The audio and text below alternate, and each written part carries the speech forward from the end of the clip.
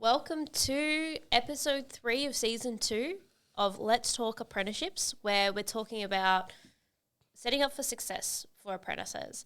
In this episode, we're going to talk about the training plan, which we mentioned in episode 2. So Raman, do you want to give us the definition of the training plan? Yes, so we got a search engine definition and then we've got one from the government website as well. So the search engine one is basically a training plan is a formal working document which describes what training and assessment will be carried out during your apprentices or trainees training contract. Okay, so basically what training and what assessment. Now, if I go to the New South Wales government website, which it says, we'll provide a link on a podcast. It says a training plan outlines training and assessment for apprentices and trainees. And as an employer, you are responsible for guiding them as they complete the plan. So you also record evidence of demonstrated skills. So I think we mentioned briefly in the second episode about this. It's basically a list of units of competency. For example, the automotive trades have 36 units of competency, including the compulsory and the electives, which the apprentice has to complete successfully to achieve competency and to get the qualification. Okay, and then obviously the party to that is the employee, which is the apprentice, and the training organization. So that's pretty much. So it's a document which all three parties sign off at the commencement of the apprenticeship that we are committing to completing the on and off the job training on towards the qualification. So that's what it says here. Yeah. Your thoughts, please. That's it. So like from the apprentice kind of point of view, really you get a list of 36 titles Yes. of what the subjects are, the units of competency. And next to those titles, there's a course code. Yes. So one thing that is really important is to be aware of this. So, you're signing heaps of things. You got to be aware of what's going on and all that kind of stuff. But when you have all these titles, you can kind of plan for what you're going to do. So you kind of know what's coming up.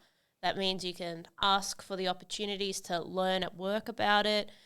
We talked about work evidence before, so, being aware of what work evidence you need coming up, but also then making sure you actually do those tasks at work. Certainly. Now, let's start from the beginning. The very first experience with the training plan is that as an apprentice, you get presented with a training plan. Even as an employer, because the one who prepares the training plan is the Department of Education through the RTO. Let's say TAFE, because we conveniently. So RTO, it could be a private RTO. So they get a notification that such and such apprentice has signed a contract and they've picked you as an RTO. So they charge from there. They will connect with the employer on site and they say, hey, this is the training plan we are proposing. So we've seen more than likely the RTO will cater to the majority of employers in that area. So if similar businesses are doing similar work, then the list of units, electives especially, because the compulsory units, no one has a choice. It's dictated by the qualification framework.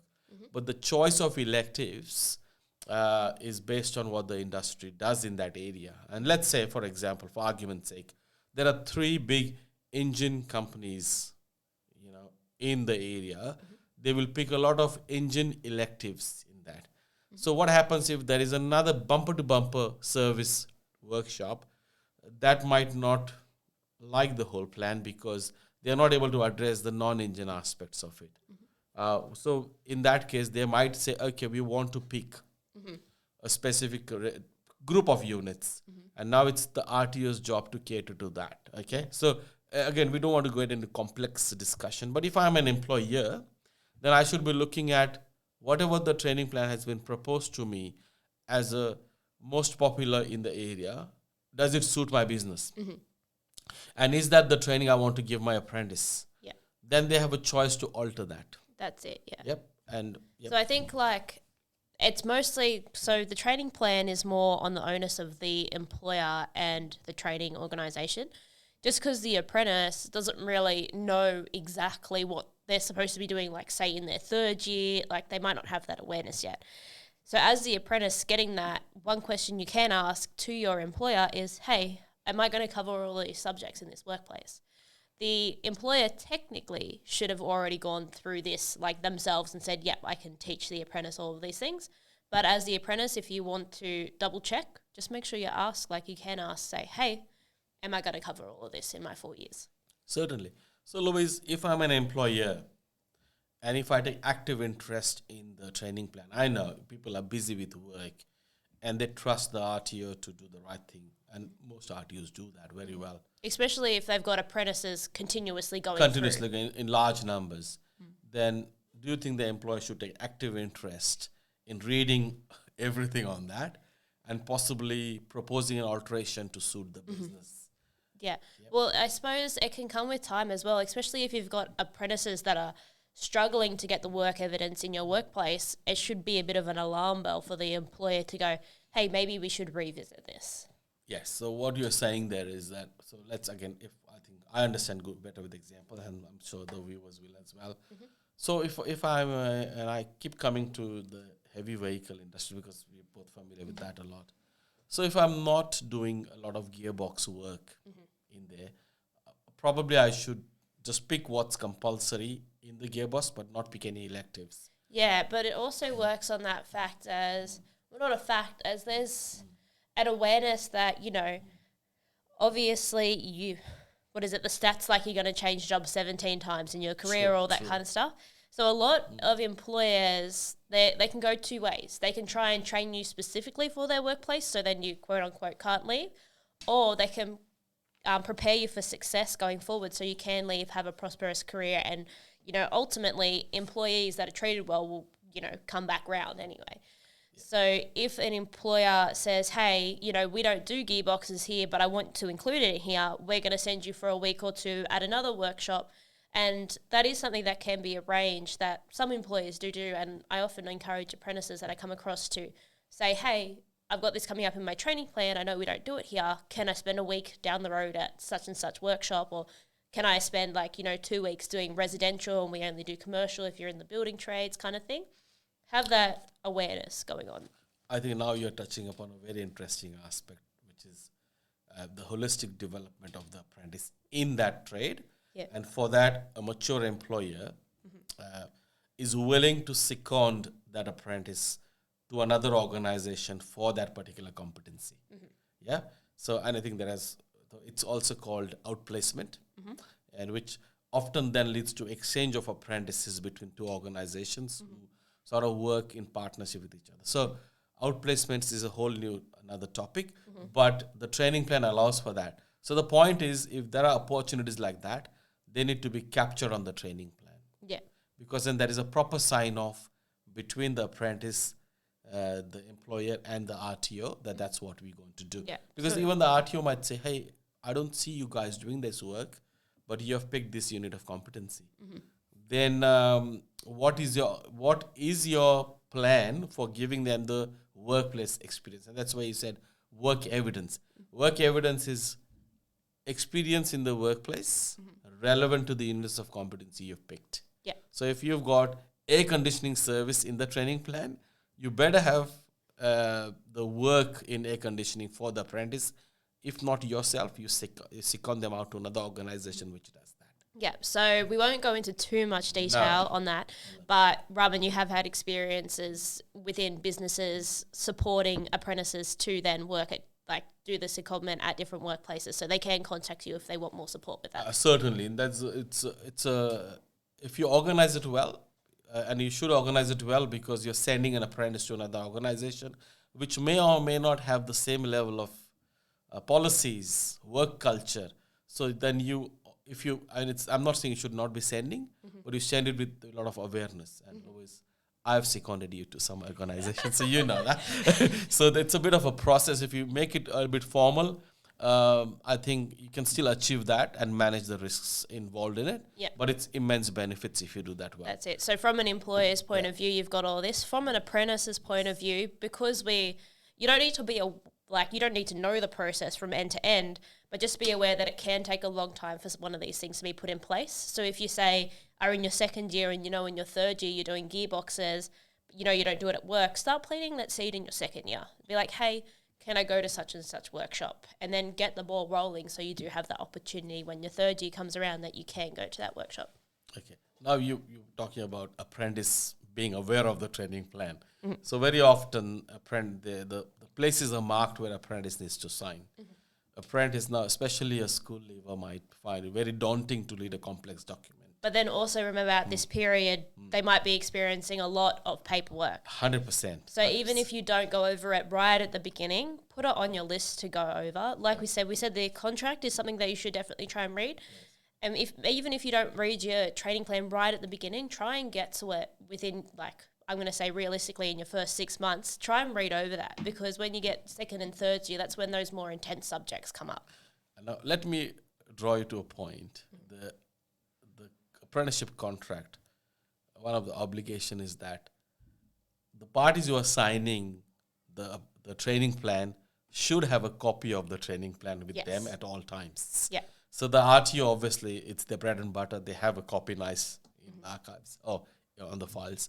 It's often the employer and the apprentice get caught off guard for not having a copy. Yeah. Right. So as an apprentice, giving like a tip to fellow apprentices, like even though it was a while ago, even if you don't understand the paperwork that's getting chucked at you, get a folder and put it all in the folder. Absolutely. Even if you don't read it, if it gets overwhelming, you don't understand it, every bit of paper, if you put it in a folder, then you can go through it when you have time over that first year. If you don't read it in the first week, you can get to it slowly.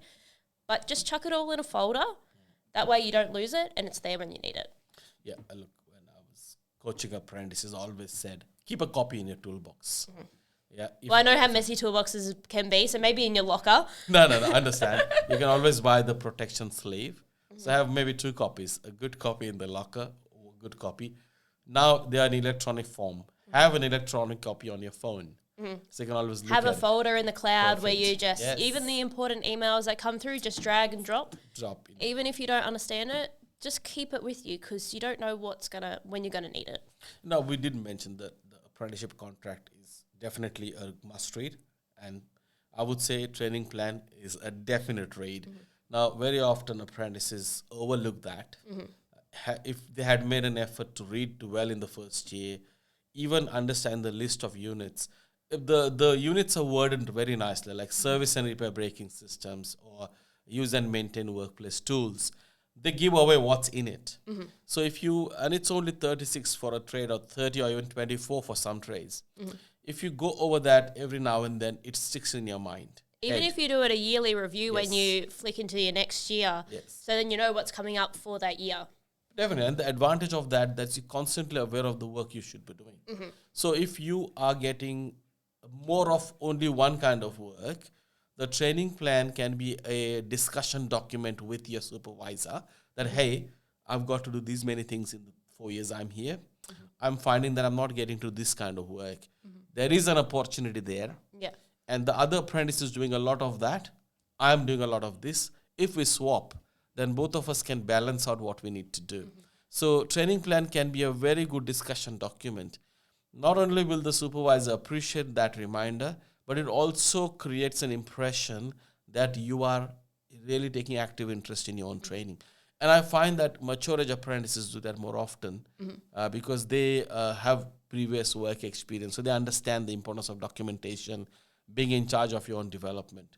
Younger apprentices might need to be coached by their mentor or their supervisor. Hey, where's your training plan? Let's have a look at it. Yeah, that's it. So we won't go on too much longer, but in our next episode, we'll talk about the actual training and how to get the most out of that. Because I know a lot of apprentices and tradies, we leave school because we don't like sitting in a classroom. Certainly, yes. But I think for certain aspects you will have to. But the beauty of an apprenticeship is that you actually do more hands-on to validate and confirm what you learn in the classroom.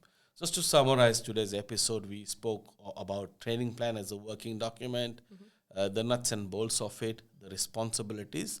And in summary, I would say it's one of the most important documents. If you are well aware of what's in it, you can do a lot with it. Yep. And just one note I want to also add to that is it's a working document, it's a dynamic document. So it's not set in concrete. You need to understand. Just because you signed at the beginning, it can always be changed with agreement between the RTO, the employer, and the apprentice. Okay? Yep. And that's what it is. So I think let's wrap it up. Yep, that's all good. Well, thank you for listening to this episode. And in the next episode, we'll talk about actually making the most of the training. All right. See you next time.